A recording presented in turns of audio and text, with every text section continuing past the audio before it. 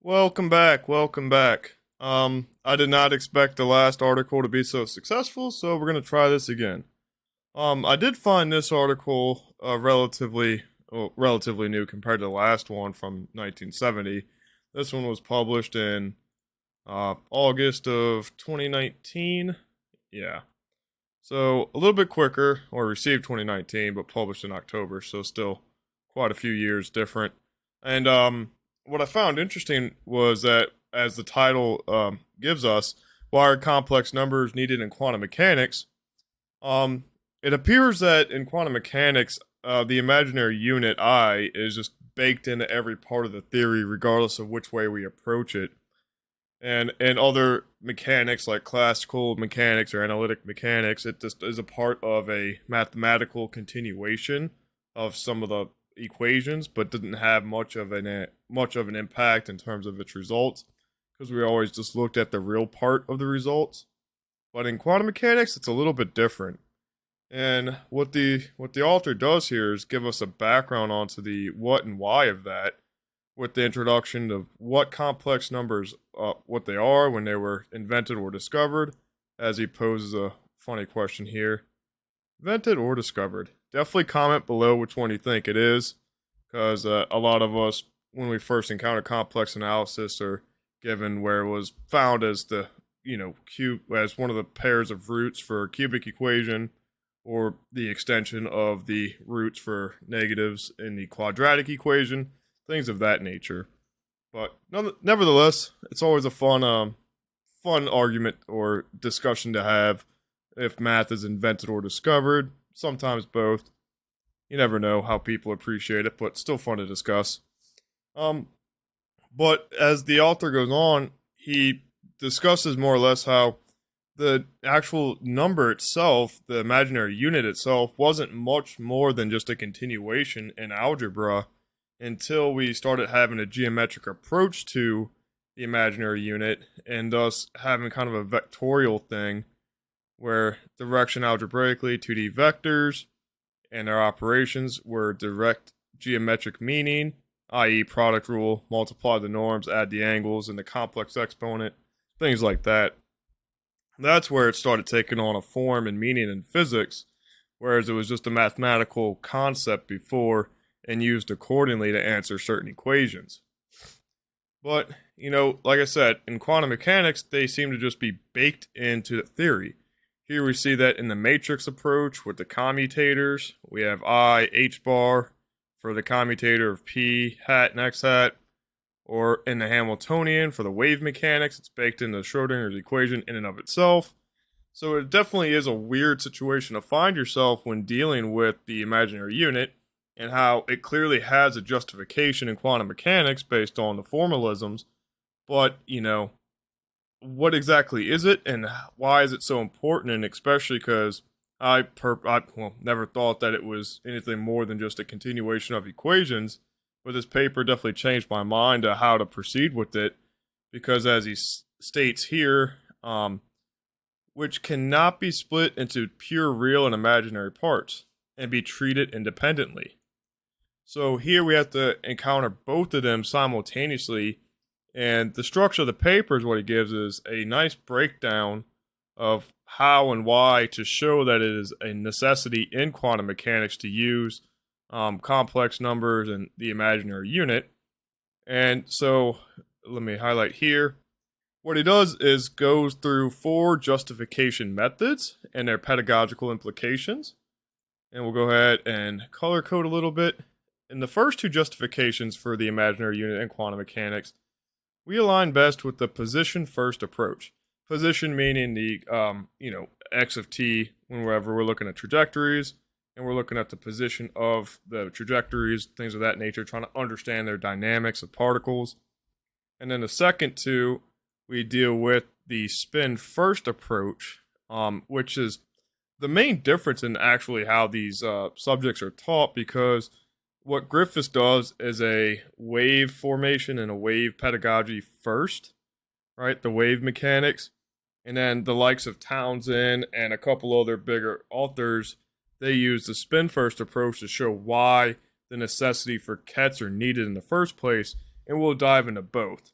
but nonetheless, both have a really good approach to quantum mechanics, and professors may choose one over the other, probably based on how they were taught, but nevertheless, it's good to understand both because they're equivalent, and there's a paper showing their equivalent, so I might link that below too.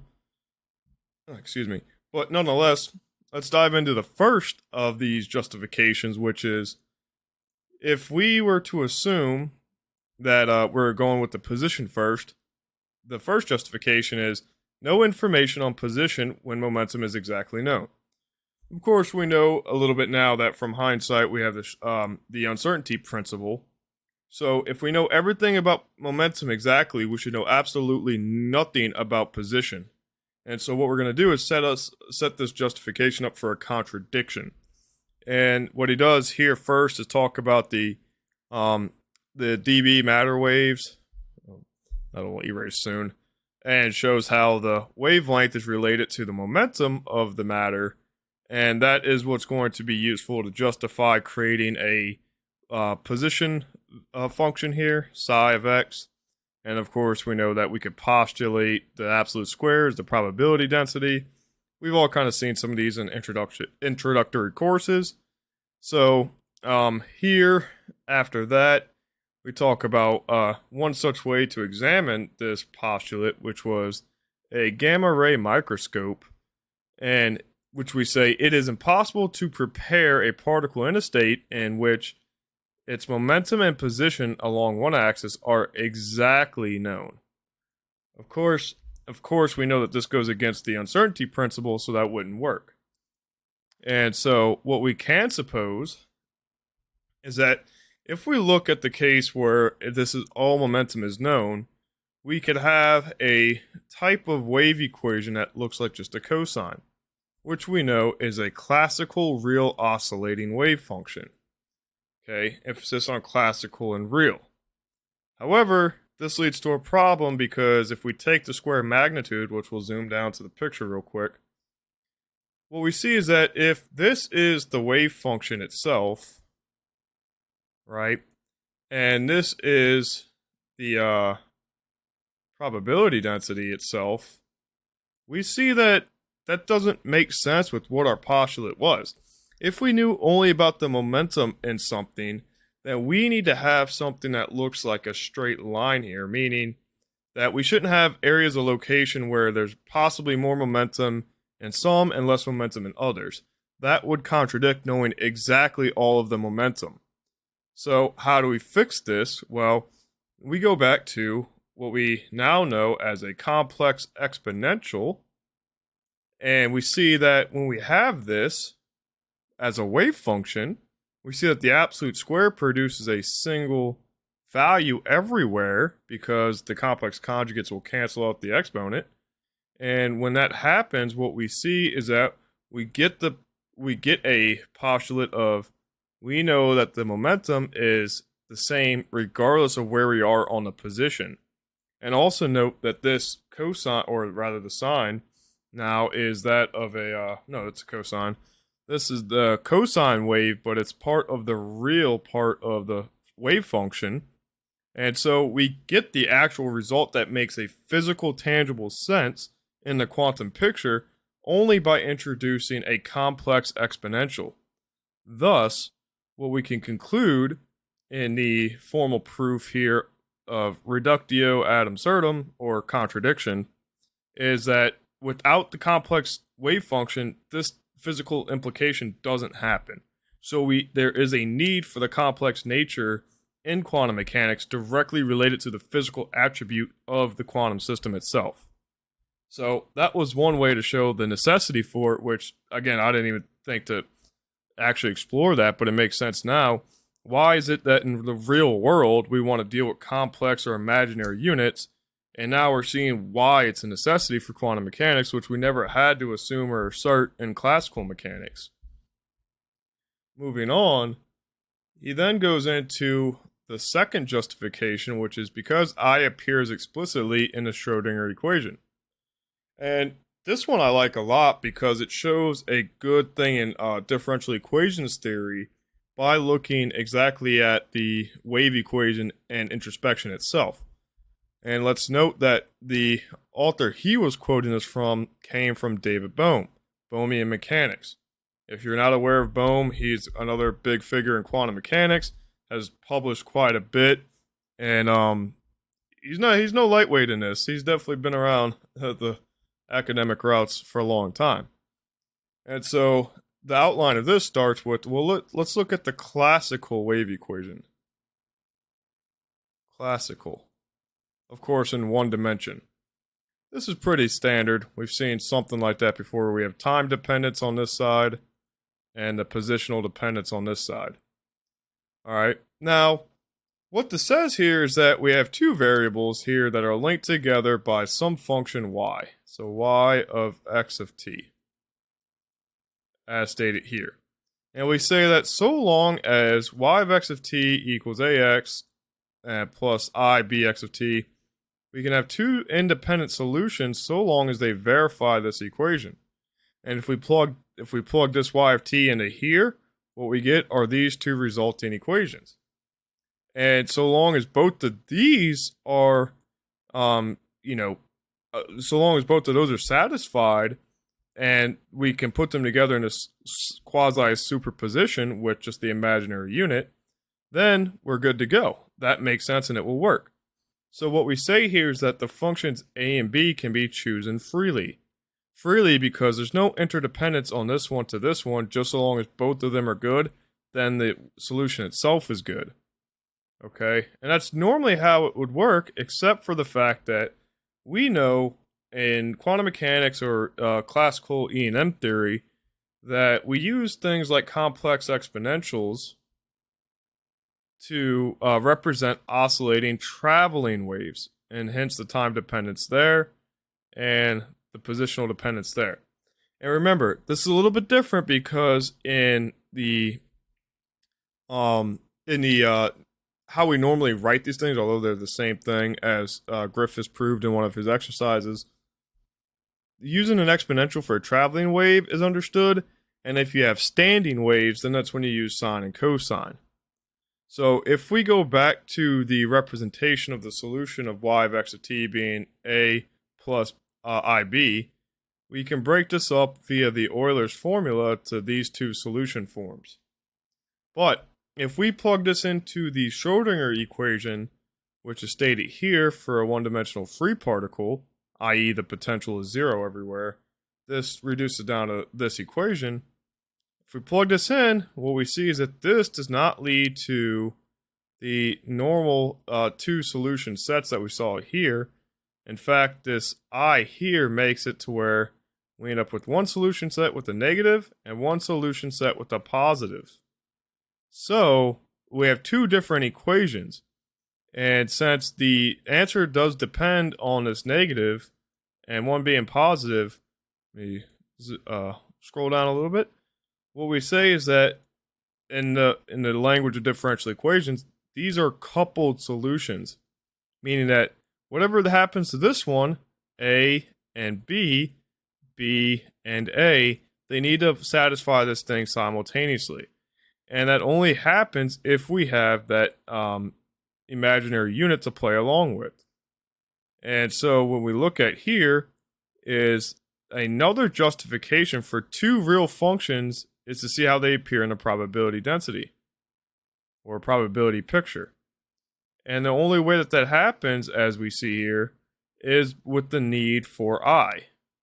And we see that the separation parameter E comes in from the separable solutions. We've seen that a whole lot in this book as well. But we cannot neglect the fact that I is the only one that'll put a negative sign on this equation or erase the negative sign on this one when we have a form solution of that type. And that is really fascinating to see actually be a part of this solution. So he breaks down a little bit more, and then we see that because I appears explicitly in the equation for any time periodic function represented by the complex exponential, we know that the energy parameter to be isolated after the first time derivative, that's the only way to actually get a real number out of the equation itself because I here, if I take a time derivative, I need the two i's to cancel. So, and then he even goes on to talk about how Schrodinger in and of himself was, battling with the necessity for why it is that we need complex numbers and a, quote, real observational parameter set or anything like that regarding the lab experiments. So, it's worth reason asking now why it is there. And then we see that throughout some other kind of tricky math or other positions where you're forced to have it, that is the necessity for it. So, pretty cool explanation there with the wave equation. I like it. Part C, though, we're changing from the position approach to the spin approach. And you may remember these spin matrices at Sx, Sy, and Xz and sequential stern-gerlach experiments, which this is one of Townsend's favorite to start with. As a matter of fact, I believe he starts the book out with this one. The stern-gerlach experiment is a pretty famous experiment. It's talked about in just every book, I believe. And let's go take a look at the diagram for this real quick, because they do make a nice one. And so the idea here is that we have a beam coming from some source here, traveling into a, Z detector. And if we're only getting spin up, and then we pass the spin up beam into the X detector and examine their spin ups, we get 50% of it after 100% of all spin ups. So something's going on. And then if we look at the up-down states from the Z detector, again, we get 25 and 25% as their probabilities. That's weird because how is it that we started with the 100% and somehow end up with 25 and 25 after the first round of after sequential measurements? So something's going on, and it appears that we're blocking out some sort or something is happening in this experiment causing the spins to differentiate, and we see that with interference patterns, things of that nature. So this tells us something else is going on, and we start off with, talking about a little bit about the broad 𝐀𝐻s and things like that, how we define the spin vectors as far as the 𝐻𝐻s, things of that nature. So if we're trying to compare Sx, Sy, they are known as incompatible observables, and which has a little more nuance in quantum mechanics books, but we'll touch on that in a different video. But what we see here is that regardless of what's feeding into one of the detectors, we see that they're clearly being shifted. And he mentions another famous book here by Sakari. I'm probably not pronouncing that right. But they make it a formal analogy to light polarization, which is probably not the best one available, but is still something. And we see that we get a 45-degree rotation in the X direction, and another 45-degree rotation by the time it's measured again. So we get a 90-degree rotation in some of these, and that's why we get from all spin ups, leaving a Z detector, to 50-50 of the 50% in spin up, spin down, getting back through a second Z detector. Pretty crazy. And what we go on to postulate here is that if we want to write the experiment in terms of the Z bases, which is what most books tend to do, we see that we get a bunch of coefficients in the superimposed states here, S, X, and Y accordingly, spin up, spin down with unknown coefficients. All we know is that they need to be normalized, and the only way to get that done is by having something like this happen, 1/2, based on the experiment. Let's go look at that diagram real quick. So here's what we're trying to see, what happens when we pass the Z to the X and what percentage we get. If we get 50% here and 25 here, Z to Y and X to Y, we see that we all get 25% on the second detector. So we can look at this from a probabilistic standpoint of the X acting on the basis for the Z first, or here, the Y acting on the X first since the X detector was there. Nonetheless, what we see here is that we get a 50% here, 50% here, as we see in the X from the normal basis, and then we get a 25 and 25 here. So every one gets split into 50%, which is what that 1/2 represents. And we see that that holds true for all of them. So in order to make this true, in the representation of the inner product, what we have to have done in order for these coefficients not to all match, which is what it looks like the magnitudes do here, we have to introduce something that looks like an imaginary unit, and in fact is the imaginary unit with some kind of phase factor. And that's what we see here is one of the coefficients with the imaginary or the complex exponential. So once again, the complex necessity keeps popping up in these experiments, and without that, you're not going to create a basis set that's complete, orthonormal, and all those other factors that we need in quantum mechanics without that imaginary unit. And again, this works because as a probabilistic campaign, the inner product here makes you multiply the psi star psi if they're wave functions, or if they're kets, then you have to take A star A plus B star B, things like that. And without that, you're going to have the complex numbers take over, and you're not going to have the physical meaning that you think you'll have. But because we work in that paradigm, we can get rid of the complex numbers and still get the physical results. But we won't get them without the complex numbers, and that's why they're saturated in the theory in and of itself, which I find completely fascinating.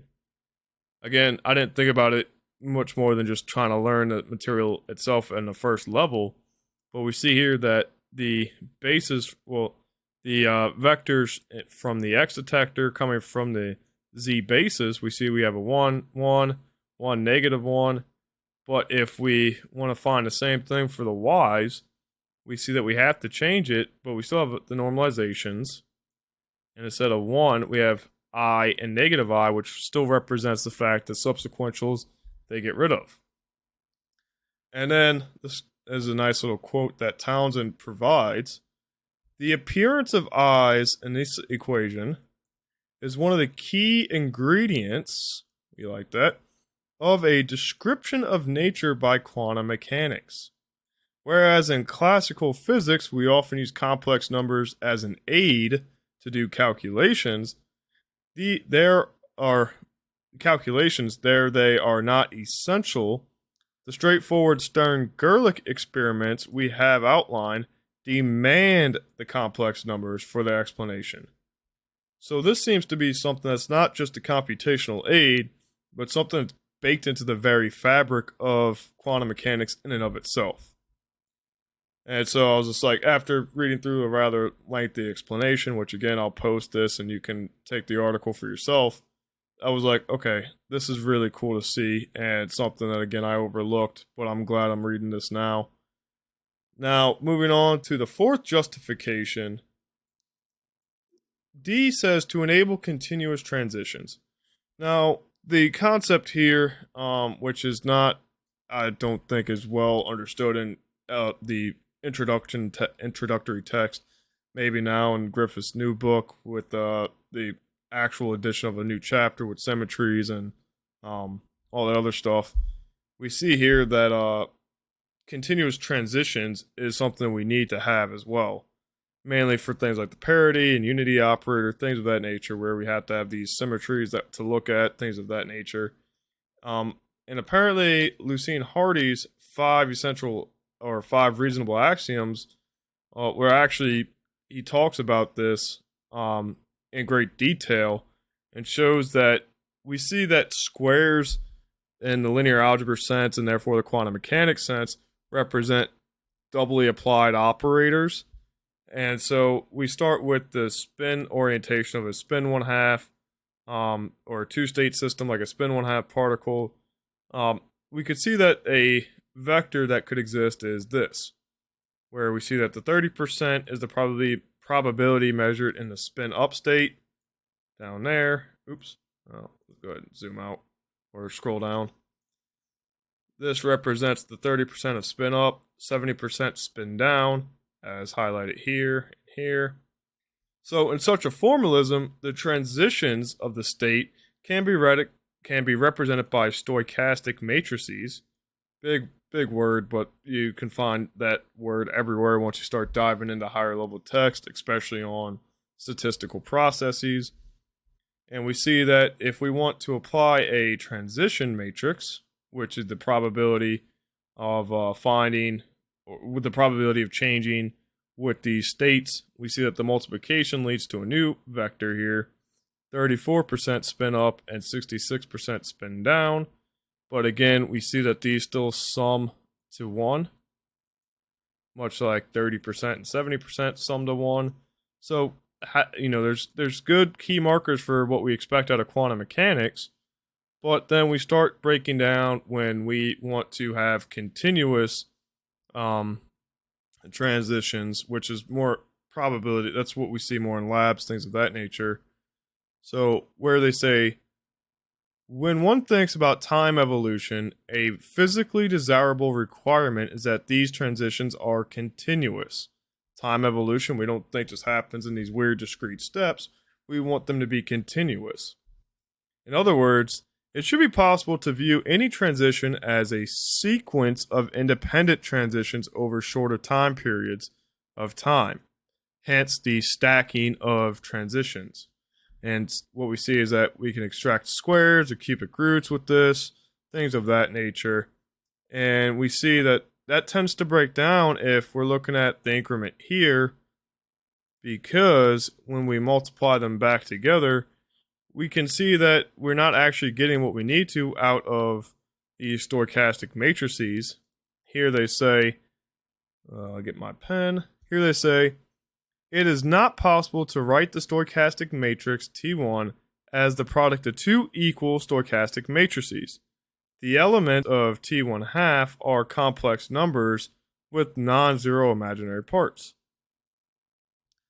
And then they go on to say that this example is enough to show that if one requires continuity of transitions, real numbers are not sufficient. The attempts to describe quantum mechanics systems with classical probabilities fail, and the classical or the complex numbers appear inevitable. As in the first justification, this one has the reductio ad absurdum, or the contradiction, starting from the first postulate. But, this comes into showing that regardless of whatever method you want to show that the necessity for complex numbers are needed, this is something that is going to have to be brought up or has been brought up in other classrooms. So I'm glad to see that a paper out there is covering several different ways of showing the necessity for it. And then in their conclusions, they do a really nice job of going through the reasoning here, stating that complex numbers seem to be a fundamental for the description of the world proposed by quantum mechanics. In principle, this can be a source of puzzlement. Why do we need such abstract entities to describe real things? One way to refute this bewilderment is to stress that we can measure, that what we measure is essentially real, so complex numbers are not directly related to observable quantities. A more philosophical argument is to say that real numbers are no less abstract than complex ones, which makes sense, and that's where we see the blossoming of things like quaternions and octonions, and other number style systems, and it's becoming a very widely accepted thing to start experimenting in formalisms with. Pretty cool. I really liked reading through this and several other tensor product papers that implore the use of quaternions. So, then he goes back and compares the results of the answers presented here and talks about what might be best or how to pursue the goal of getting the students to understand why based on how the textbook you're using is presenting it. Is it spin first or is it a position first approach? Again, Griffiths and Townsend being two of the biggest books used, taking opposite approaches like that. And then finally caps it off with, it is reasonable to assume that people with different backgrounds will have different preferences. But perhaps the question, which is the best justification, is not the most appropriate, which I tend to agree. Not everybody learns the same. Having more is the best options. That way you can see whatever perspective best works for you, which is basically what he summarizes in the next two lines. So, for a physics instructor, one can be conjectured that the more the better, as it seems plausible to assume that one important teaching skill is to possess a broad repertoire of explanations. And it's true, not everybody learns from the same. Sometimes you need more hands-on, sometimes you need a higher level of abstraction, sometimes it's a weird mixture of both, or how do you say, a superposition of both. But nonetheless, this paper was really good at highlighting something, and I think that it should have more reads on it, because, again, I haven't seen this until recently. Going back up to the top, it was recently published, so I was already out of school by then.